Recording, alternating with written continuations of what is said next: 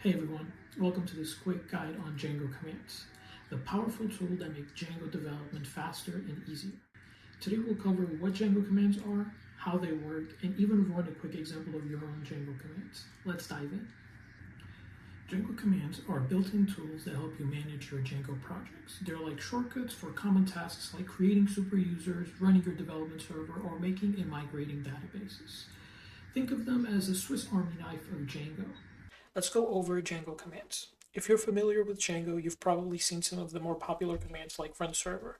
This command is under the manage pi, is a pre-built-in command that helps you run your server, so now your app will be available to your own server. This is one of the pre-built-in commands, but today we're going to be going over how you can make your own command. As you see here, we have our own Django project, and inside one of the project applications, we are going to go inside the management folder, and then inside that folder, we're going to go inside a folder called commands. Now over here, we are going to make a new file called run now, where we are going to keep our command that we are going to try out. So if we go into our other file here that we already have some commands built out. It has some functions that we have that we are running that we need these commands for, but really what we need to run our own command is just this part.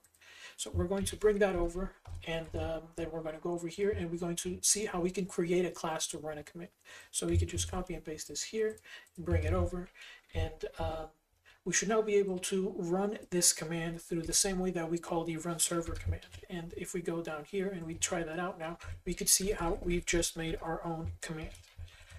As we see, run now is the name of the file, so let's test that out. And as you see, it prints out exactly what we told it to do. So that is how you could create your own custom command with Django. Alright, so to quickly recap, Django commands automate repetitive tasks. They run via your Python manage pi commands, and they help you start with running your server, creating super users, and migrating tasks, but they could also be made into your own custom commands. If you want to learn more things like this, make sure to like and subscribe. Thanks for watching, and happy coding, everyone.